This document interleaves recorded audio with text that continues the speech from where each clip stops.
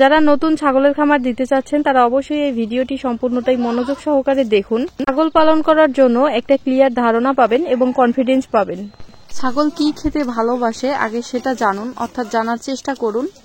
ছাগলকে পর্যাপ্ত পরিমাণে খাবার দিন, তাহলেই কিন্তু আপনি ছাগল খামারে সফলতা অর্জন করতে পারবেন। অযথা ছাগল খামারে এসে আপনার অর্থ অথবা টাকা অর্থাৎ আপনার মূল্যবান সময় নষ্ট করার কোনো প্রয়োজন নাই।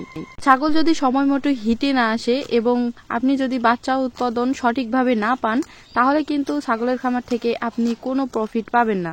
আপনি কোন এলাকায় বসবাস করেন তার উপরেই নির্ভর করবে আপনি কোন জাতের ছাগল আপনার খামারের জন্য চয়েস করবেন, অর্থাৎ খামার শুরু করবেন।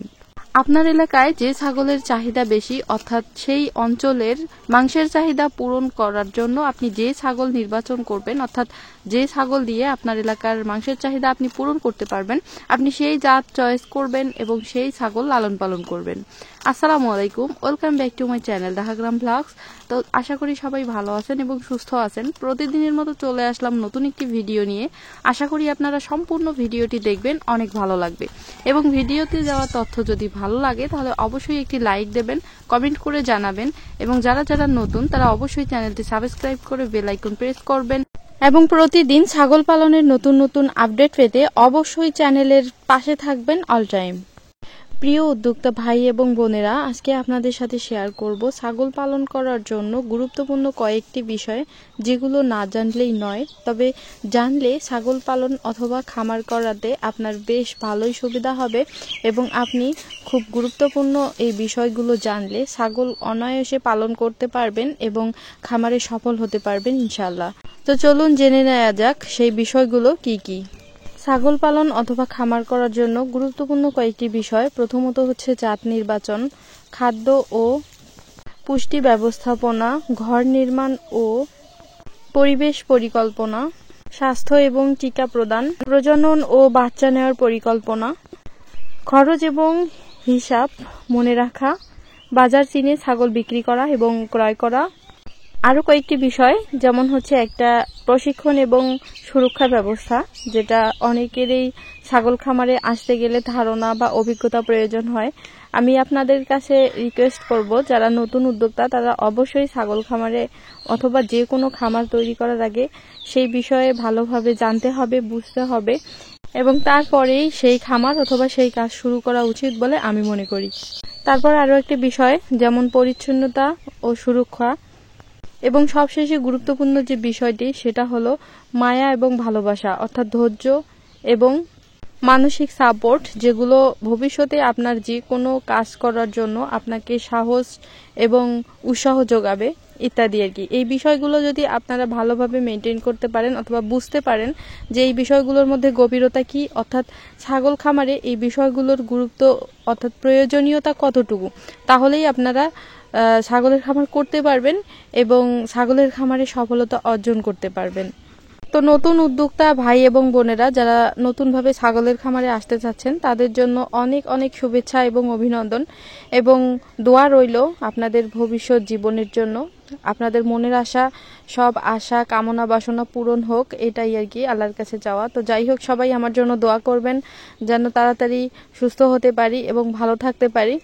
আর আমার ছাগলের খামারের জন্য দোয়া করবেন যেন অল টাইম ছাগলের খামার ভালো থাকে এবং ছাগলগুলো সুস্থ থাকে। তো আমার এই চ্যানেলে নিয়মিত ছাগলের খামারের এই সম্পর্কের ভিডিও আমি শেয়ার করে থাকি। এই সংক্রান্ত যদি কারো কোনো জানার থাকে অথবা প্রশ্ন থাকে তাহলে অবশ্যই কমেন্ট করে বলবেন, আমি উত্তর দেওয়ার চেষ্টা করব ইনশাল্লাহ, যতটুকু পারি আপনাদেরকে সাহায্য করব।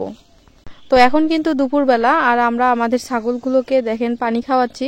পানির সাথে হালকা করে একটু ফিড দিছি, ভাতের মার, ধানের ভুসি এবং এখানে কিছু পরিমাণে ভাত ছিল সেগুলাও দিয়ে দিছে আর লবণ দিয়ে পানিগুলো দিয়ে দিছে। দেখেন ছাগলগুলো দুপুর সময় পানি খাচ্ছে।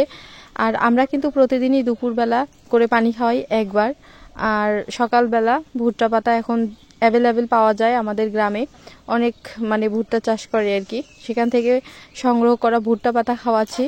তারপর এক টাইম আমরা ঘাস দেওয়ার চেষ্টা করি আর এক টাইম যে কোনো গাছের পাতা অর্থাৎ কলা পাতা, বাঁশ পাতা ইত্যাদি আর কি, কাঁঠাল পাতা এগুলো দিলেও হয়।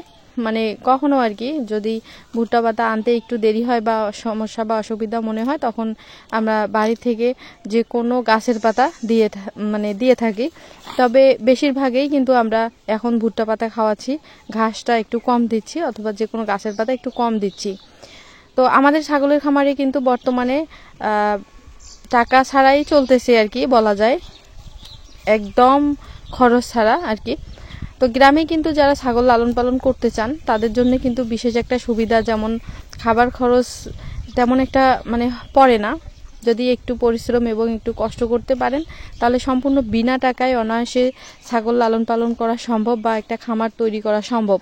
তবে হ্যাঁ, এক্ষেত্রে আপনারা সবসময় একটা কথা খেয়াল রাখবেন, যারা ছাগলের খামার দিতে চান তাদের জন্য বলতেছি, তারা কিন্তু সবসময় প্রকৃতির উপর নির্ভর না করে বা অন্যের প্রতি নির্ভর না করে নিজে কিছু করার চেষ্টা করবেন সব সময়। তাহলে দেখবেন যে আপনার সব সময় সাহস থাকবে এবং নিজের প্রতি একটা কনফিডেন্স থাকবে যে নিজে কিছু করতে পারতেছি ইত্যাদি আর কি। সেই রকম যেমন গ্রামে অ্যাভেলেবেল ছাগলের খাবার পাওয়া যায় বা ছাগলের খাবার চাহিদা পূরণ করা যায়, এটা ভেবে যে যদি আপনারা ছাগলের খামার তৈরি করেন তাহলে কিন্তু ভুল হবে। অবশ্যই ছাগলের খামারে আসতে হলে খাদ্য ব্যবস্থা নিয়ে ভাবতে হবে এবং আপনারা কয়টা ছাগল বা কতটুকু পরিমাণে ছাগলের খাদ্য যোগান দিতে পারবেন সেই অনুযায়ী ছাগল কেনা বা ক্রয় করা উচিত এবং খামার করা উচিত, অর্থাৎ ছাগল পালন করা উচিত বলে আমি মনে করি।